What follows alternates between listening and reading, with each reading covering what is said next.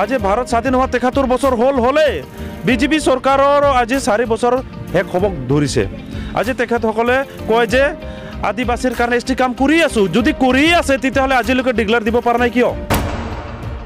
যে আদিবাসীবিলাকক বাগানত আৰু গাঁৱত থকা মানুহক হেতে মাত্ৰ ভোট বেংক বনাই থোৱাৰ কাৰণে এটা ধান্দা চলি আছে। কিন্তু এতিয়া আদিবাসী জাগি উঠিছে, আগৰ আদিবাসী নহয়, এতিয়াৰ আদিবাসীবিলাক জাগি উঠিছে। এতিয়া কিন্তু লিগালি ফাইট কৰিবৰ কাৰণে আমাৰ আচাৰ ল'ৰাবিলাকে ইয়াত লিডিং লৈ আছে। তাৰ লগত গোটাই অসমৰ আদিবাসী একজোট হৈ গৈছে আৰু সেইটো কিন্তু আমি 21ৰ ইলেকশ্যনত দেখাই দিম ফাইনাল। মাজবাটত 13তম আদিবাসী অধিকাৰ দিৱস। মাজবাট আঞ্চলিক আচাৰ উদ্যোগত আয়োজিত আদিবাসী অধিকাৰ দিৱসৰ অনুষ্ঠানত আদিবাসী ছাত্ৰ সন্থাৰ কেন্দ্ৰীয় সমিতিৰ সভাপতি প্ৰদীপ নাগৰ বিস্ফোৰক মন্তব্য। আদিবাসী ছাত্ৰ সন্থাৰ অধিকাৰ দিৱসত মাজবাটৰ দুৰ্গা মন্দিৰ প্ৰাংগণত আয়োজিত অনুষ্ঠানত উপস্থিত হৈ প্ৰদীপ নাগে বিজেপিয়ে আদিবাসী জনসাধাৰণক প্ৰতাৰণা কৰাৰ বাবে আগন্তুক BTC নিৰ্বাচনত BPFক মুকলিভাৱে সমৰ্থন কৰে আৰু পাটনৈ শ্বেৰফাং সমষ্টিত BPF প্ৰাৰ্থী শ্যামচুন্দিক জিকাই লৈ যাব বুলি কয়। লগতে তেওঁ কয় যে বিজেপিক আদিবাসী ছাত্ৰ সন্থাই সন্মান কৰিছিল, কিন্তু বিজেপিয়ে নিজৰ সন্মান নেৰাখিলে। পল্লৱ লোচন দাসক জাতিদ্ৰোহী আখ্যা প্ৰদীপ নাগৰ। অসম আদিবাসী ছাত্ৰ সন্থা হৈ পেলাই আমি বহুত দুখেৰে ক'ব লগা হৈ আছে, যিহেতু 2016ত বিজেপি ইমান ধুনীয়াকৈ আমাক প্ৰমিছ কৰিছিলে। তেখেতসকলে ইমান ধুনীয়াকৈ আমাক এটা আশা দিছিলে যে বিজেপি চৰকাৰ অহাৰ লগে লগে চবতকৈ দুখীয়া শ্ৰেণীৰ মানুহ আদিবাসী হৈ অসমত, যিসকলৰ আজি মাটিৰ পাট্টা পোৱা নাই, যিসকলক আজি নিজৰ ঘৰ পোৱা নাই, যিসকল নিজৰ আইডেণ্টিটি পোৱা নাই, সেইটোৰ কাৰণে মানে তেখেতসকলে প্ৰমিছ কৰিছিল যে ST কৰণটো আমি বিজেপি চৰকাৰ অহাৰ লগে লগে কৰাই দিম। কিন্তু আপোনালোকে চাওক, আজি ভাৰত স্বাধীন হোৱা ৭৩ বছৰ হলে বিজেপি চৰকাৰৰ আজি 4 বছৰ শেষ হ'ব ধৰিছে। আজি তেখেতসকলে কয় যে আদিবাসীৰ কাৰণে এছটি কাম কৰি আছো, যদি কৰি আছে তেতিয়াহ'লে আজিলৈকে ডিক্লেয়াৰ দিব পৰা নাই কিয়? তাৰ মানে তেখেতসকলৰ এইটোৱে কথা যে আদিবাসীবিলাকক বাগানত আৰু গাঁৱত থকা মানুহক হেতে মাত্ৰ ভোট বেংক বনাই থোৱাৰ কাৰণে এটা ধান্দা চলি আছে। সেই ধান্দাটো কাৰ থ্ৰুদি কৰিব খুজি আছে এতিয়া বিজেপি চৰকাৰ? আমাৰে মানুহ পল্লৱ লোচন দাস, কামাখ্যা প্ৰসাদ তাছা, ৰামেশ্বৰ তেলী, সঞ্জয় কিষাণ, এইবিলাকৰ মানুহৰ থ্ৰুয়ে দি আমাৰ আদিবাসীবিলাকক আজি ভোট বেংক বনাব খুজি আছে। কিন্তু এতিয়া আদিবাসী জাগি উঠিছে, এতিয়াৰ ল'ৰাবিলাকে সকলোকে চিনি পাইছে যে তেখেতসকলে আদিবাসীক ভোট বেংক বনাবৰ কাৰণে লাগি আছে। সেইটোৰ কাৰণে প্ৰথমত পল্লৱ লোচন দাস, ৰামেশ্বৰ তেলী আৰু এই সঞ্জয় কিষাণ নিচিনা মানুহক আমি ইয়াৰ পৰা উঘলাই পঠাই দিম। এইটো একদম খাটাং। সেইটোৰ কাৰণে আজি অসমত সকলো মানে চুবা কোণাতে আমি এই গণসংখ্যাটো কৰি আছোঁ।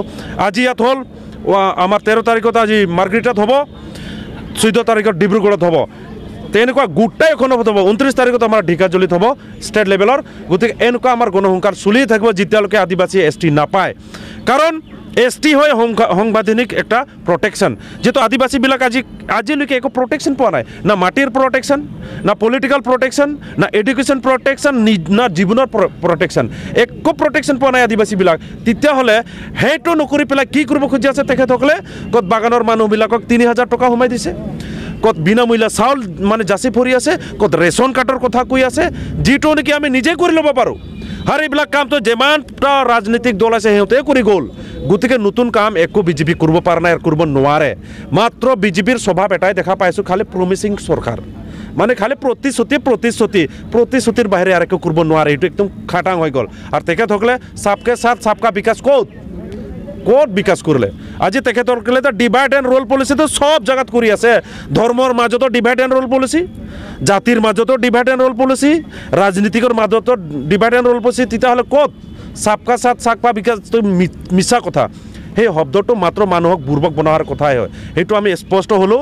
আগৰ আদিবাসী নহয়, এতিয়াৰ আদিবাসীবিলাক জাগি উঠিছে। এতিয়া কিন্তু লিগালি ফাইট কৰিবৰ কাৰণে আমাৰ আচাৰ ল'ৰাবিলাকে ইয়াত লিডিং লৈ আছে। তাৰ লগত গোটাই অসমৰ আদিবাসী একজোট হৈ গৈছে আৰু সেইটো কিন্তু আমি 21ৰ ইলেকশ্যনত দেখাই দিম ফাইনাল। BTC ইলেকশ্যনটো চিনি ফাইনাল হয়, ইয়াতো আমি জিতিমে আৰু ইয়াত আমি যাক ছাপোৰ্ট কৰিম এই চৰকাৰ হ'ব একদম খাটাং, ইয়াত কোনো মানে নাই। সেইটোৰ কাৰণে আজি বিজেপি চৰকাৰে আচাৰ পাৱাৰটো জুখিব খুজি আছে। এই BTC ইলেকশ্যনৰ যোগেদি বিজেপিয়ে আচাৰ পাৱাৰটো জুখি আছে। সেইটোৰ কাৰণে আমাৰ আছাৰ ল'ৰাবিলাকে চুকে কোণাৰ পৰা ওলাই পেলাই খাব পাক নাপাক তথাপিও আজি তেখেতসকলে লাগি আছে। তাৰ কাৰণে আমি সদৌ অসম আদিবাসী ছাত্ৰ সন্থা চেণ্ট্ৰেল কমিটিসকলে হৈ পেলাই তেখেতসকলক আমি ধন্যবাদ জ্ঞাপন কৰিছোঁ। লগতে তেখেতসকলে আজি যে বিজেপি চৰকাৰ এটা নেশ্যনেল অৰ্গেনাইজেশ্যন নেশ্যনেল টিমৰ লগত যে ফাইট লাগবৰ কাৰণে আমাৰ আছাৰ ল'ৰাবিলাক যে ওলাই আছে তাতকৈ মানে ডেঞ্জাৰ একো হ'বই নোৱাৰে। সেইটোৰ কাৰণে বিজেপি চৰকাৰ হুঁচিয়াৰ 20ৰ ভিতৰত যদি ST নিদিয়ে একটাও আদিবাসীৰ ভোট নাপাব একদম খাটাং। বিজেপি যিমানে পইচা দিয়ক যিমানে ফুচলাক যিমান যি কৰক ভোট নাপায়। আর আজি সেইটো স্পষ্ট হয়ে গেছে। আর আজির গণসংখ্যার যোগেদি আমি কি করিম নকরিম আর ডিটেলস আমি কই দিম। কিন্তু আজি কই দিছোঁ বিজেপি চৰকাৰক ST দিব আছে যদি 20ৰ ভিতৰত দিয়ক, নাটক কৰিব বন্ধ কৰক। আপোনালোকৰ নাটক আমি গম পাই গেছোঁ, সেই নাটক আৰু নচলে বাবা নচলে, আপোনালোকে শেষ হৈ যাব। সেইটোৰ কাৰণে যি পাৰ্টিয়ে আদিবাসীৰ লগত খেলা কৰিছে সেই পাৰ্টি কিন্তু নিজে ধ্বংস হৈ গৈছে। সেইটোৰ কাৰণে বিজেপিৰ দি এণ্ড হ'ব লগা আছে একদম খাটাং। আজি আশা হৈ পেলাই আমি ধুনীয়াকৈ কৈ আছোঁ বিজেপিক আমি সন্মান কৰিছিলোঁ, তেখেতসকলক বহুত ৰেচপেক্ট কৰিছিলোঁ, বহুত আশা কৰিছিলোঁ। তেখেতসকলক এতিয়া আমি বহুত বাৰে বাৰে ইমান সন্মান স্বৰূপত ক'লোঁ, তেখেতসকলে কিন্তু সন্মানটো বুজি নাপায়। তেখেতসকলে উল্টাই আমাৰ মানুহক থ্ৰেটিং দিব খোজে, তেখেতসকলে ভয় খুৱাব খোজে। আজিৰ আদিবাসী ভয় নখায় ভয় নাখায় এইটো খাটাং। আপোনালোকে অগ্ৰপন্থীৰ দ্বাৰাই কিমান মানুহ আমাক মাৰালে, 96ৰ পৰা এতিয়াও মাৰালে, আমি ভয় খাইছোঁ? হেক কৰিব পাৰিছে? আমাৰ যাতে হেক কৰিবও নোৱাৰে, ভয় খুৱাব নোৱাৰে। এইটোৰ কাৰণে আদিবাসীক এতিয়া চ্যালেঞ্জ লাগি লাভ নাই। আদিবাসীৰ যদি ডিমাণ্ডটো পূৰা কৰিব নোৱাৰে তেতিয়াহ'লে বিজেপি বাই বাই অসমৰ পৰা। এইটোৱে আমাৰ লাষ্ট সিদ্ধান্ত একেবাৰে খাটাং। ভাৰতীয় জনতা পাৰ্টি এতিয়ালৈকে ST গ্ৰহণ কৰা নাই, গতিকে BTC নিৰ্বাচনত আছাৰ ৰোল কি হ'ব? একদম স্পষ্ট। আজি সদৌ অসম আদিবাসী ছাত্ৰ সন্থা আমি ভাবিছিলোঁ বিজেপিৰ লগতে থাকিম, বিজেপিকে ভোট দিম বুলি আমি ভাবিছিলোঁ, এইটো আমি মানি লৈছিলোঁ। কিন্তু যিটো দেখা পালোঁ ট্ৰাই পাৰ্টিৰ লগত মাতি লাল চাহ খুৱাই আমাক পঠাই দিয়ে।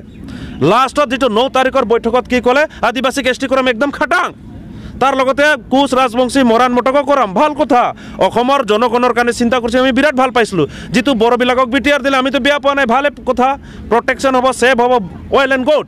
কিন্তু যিটো দেখা পালোঁ তাৰ পিছত এটা পল্লৱ লোচন দাসৰ ষড়যন্ত্ৰত পল্লৱ লোচন দাসৰ কথা শুনি পেলাই এটা নেশ্যনেল পাৰ্টিয়ে যদি পল্লৱ লোচন দাসৰ নিচিনা মানুহৰ কথা শুনি পেলাই যদি আদিবাসীক বিট্ৰে কৰে তেতিয়াহ'লে তাতকৈ জঘন্য বেয়া কথা হ'বই নোৱাৰে। সেইটোৰ কাৰণে আমি খাটাং কৰি ল'লোঁ যে এইবাৰ আমি আৰু একবাৰ BPF চৰকাৰক সমৰ্থন কৰিম আৰু ইয়াত CM সোণোৱালক আমি জিতাই লৈ যাম, একেবাৰে খাটাং হৈ যাম। পল্লৱ লোচন দাস জাতিদ্ৰোহী নেকি? স্পষ্ট, যি মানুহে জাতিৰ কাম নকৰে জাতিদ্ৰোহী অভিয়াছলি অট'মেটিকলি হ'ব। আমিতো ক'ব কাৰণে বিৰাট দুখ পাই আছিলোঁ। পল্লৱ লোচন দাসক বিৰাট সন্মান কৰিছিলোঁ, দাদা নিচিনা মানিছিলোঁ। আনকি পল্লৱ লোচন দাসক MP জিতাত ময়ো নিজে গৈছিলোঁ কেম্পিং কৰা। সেই মানুহ আজি যদি জাতিক পাহৰি যায়, জাতিতকৈ কোনো দাদা ভাই ডাঙৰ হ'ব নোৱাৰে। সেইটোৰ কাৰণে আজি আমি বাধ্যত ক'ব কাৰণে হৈ আছোঁ যে পল্লৱ লোচন দাস আদিবাসীৰ জাতিদ্ৰোহী বুলি ক'ব কাৰণে আমি বাধ্য হৈছোঁ। ওৰাঙৰ পৰা গোবিন্দ দাসৰ ৰিপৰ্ট, আজিৰ খবৰ।